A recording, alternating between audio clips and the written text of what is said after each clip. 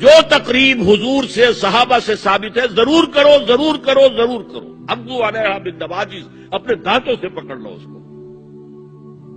اور جو تقریب ثابت نہیں حضور سے اور صحابہ سے، یقیناً یہ کہیں باہر سے آئی ہے. یا تو ہمارا خاندانی پس منظر جو ہے اکثر تو ہندوؤں سے مسلمان ہوئے. نمبر 1، نکاح مسجد میں. حدیث موجود ہے ترمذی شریف کی روایت، اعلنوا ھذا النکاح واجعلوہ فی المساجد. نکاح کا اعلان عام کیا کرو، مسجدوں میں منعقد کیا کرو. میں حیران ہوتا ہوں کیوں نہیں علماء کرام نے اس کی طرف توجہ دلائی. عیسائیوں نے آج تک اپنے چرچ کی اور اپنے پادری کی عزت یہ رکھی ہے کہ شہزادے اور شہزادی کی شادی ہوگی وہ بھی پادری چرچ میں آئیں گے. نمبر 2، نکاح کے موقع پر کوئی دعوت طعام نہیں، کوئی ثابت نہیں. دعوت طعام صرف ایک ہے، وہ ولیمہ ہے.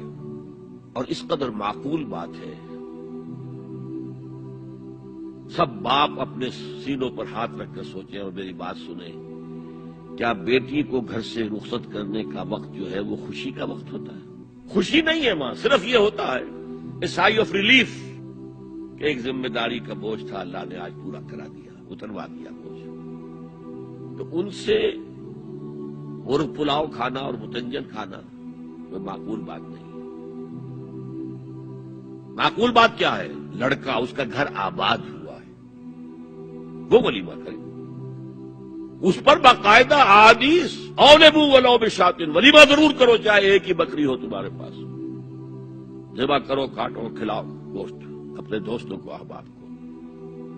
یہاں تک کہا کہ بئس الطعام طعام الولیمہ، برا کھانا ہے ولیمے کا کہ اس میں غریبوں کو نہیں بلایا جاتا.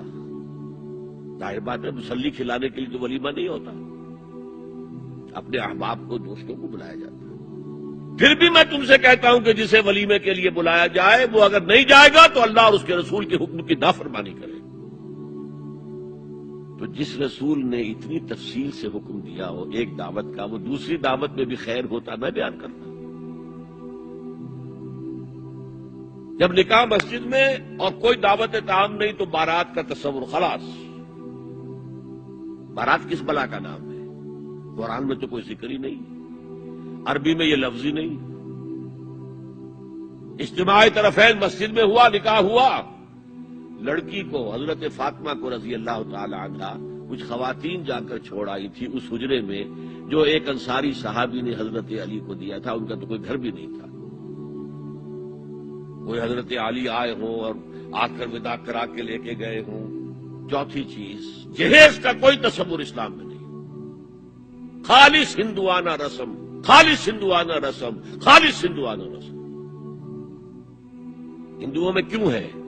وہ اس لیے ہے، معقول بات ہے کہ لڑکی کا وراثت میں کوئی حصہ ہی نہیں. وہ تو جب گھر سے نکل رہی ہے وہ دے دلا کے رخصت کر دو. دان دہیج یہ خیرات ہے، لڑکی کا حق کوئی نہیں ہے گھر پر. اسلام میں تو لڑکی وارث ہے. والد فوت ہوں گے، وراثت تقسیم ہوگی. والدہ فوت ہوگی، کوئی ان کی ہے ملکیت، وہ تقسیم ہوگی. شادی کے موقع پر کوئی جہیز اسلام میں نہیں، قطعاً نہیں. غلطی سے حضرت فاطمہ کے جہیز کو جہیز کہہ دیا گیا. وہ جہیز کیا تھا؟ ایک پیسہ بھی حضور کے اپنی جیب سے نہیں تھا. اس شادی میں خاص بات کیا تھی کہ دولہا کے ولی بھی حضور ہی ہے. اور کون ہے؟ علی کا کون تھا مدینے میں؟ اور دلہن کے والد بھی حضور ہیں. اب حضور پوچھتے ہیں حضرت علی سے، تمہارے پاس مہر دینے کے لیے کچھ ہے؟ عرض کیا میرے پاس تو کچھ نہیں.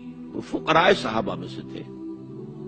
فرمایا مہر تو دینا ہے، تمہارے پاس ایک زرہ ہوتی تھی. جی ہاں زرہ تو ہے. انہوں نے یہ سمجھا زرہ تو جہاد کے لیے ہے، کوئی وہ دولت تو نہیں ہے. فرمایا جاؤ اسے بیچو یا گروی رکھ کے قرض لے کر آؤ. وہ گئے، حضرت عثمان نے خرید لی اور کچھ دنوں کے بعد واپس کر دی ہدیتاً. یہ زرہ میں ہدیہ آپ کو کر رہا ہوں. اس وقت اگر کہتے چھوڑو علی، کہاں تو لو میں پیسے دے دیتا ہوں تمہیں، تو ان کی طبیعت پر بار ہوتا. اس پیسے سے حضور نے کچھ پیسے گھر بھیجے اندر، دلہن کو ذرا تیار کر دو اور کچھ پیسوں سے وہ ایک گدا جس میں کھجور کی کھال بھری ہوئی تھی اور 2 تکیے جس میں کھجور کی کھال بھری ہوئی تھی، ایک مشکیزہ کنویں سے پانی تو لانا ہی ہے نا، ایک چکی جو ہو یا گیہوں ہو پیسنا تو ہے نا، کوئی 1-2 برتن اور اللہ اللہ خیر صلی اللہ، یہ تھا جسے جہیز کہتے ہیں، جس میں 1 پیسہ بھی حضور کا شامل نہیں ہے۔ وہ حضرت فاطمہ کا مہر تھا جس سے بنایا گیا، ورنہ مدینے ہی میں دوسری آپ کی صاحبزادی کا نکاح حضرت عثمان سے بھی ہوا، کہیں ذکر ہے جہیز کا؟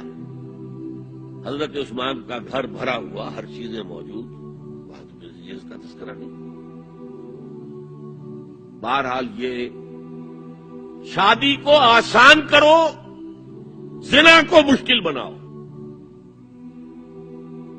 یہاں شادی کے لیے 9 من تیل ہوگا تو رادھا ناچے گی، ورنہ یہ کہ بڑی ہو رہی ہے، عمر ہو رہی ہے، سب کچھ ہو رہا ہے، لیکن کچھ تقاضے تو ہے نا، آخر کچھ تو کرنا ہوتا ہے نا، آخر کچھ نہ کچھ لوگوں کو تو کھانا کھلانا ہی ہوتا ہے نا، بارات تو آخر آئے گی ہی نا، کچھ نہ کچھ تو دینا ہی ہوگا، کچھ جوڑے کپڑے، کچھ یہ۔ اسلام کا فلسفہ جو میں نے 4-5 باتیں آپ کو بتاؤں، فلسفہ یہ ہے کہ لڑکی کے باپ پر 1 پیسے کا بوجھ نہیں، اس نے لڑکی پال پوس کے تمہارے حوالے کر دیا، اب اور کیا چاہتے ہو تم؟ سارا مرد آزماں، مرد آفرین، مرد کو چیلنج دیا ہے، تم مرد ہو،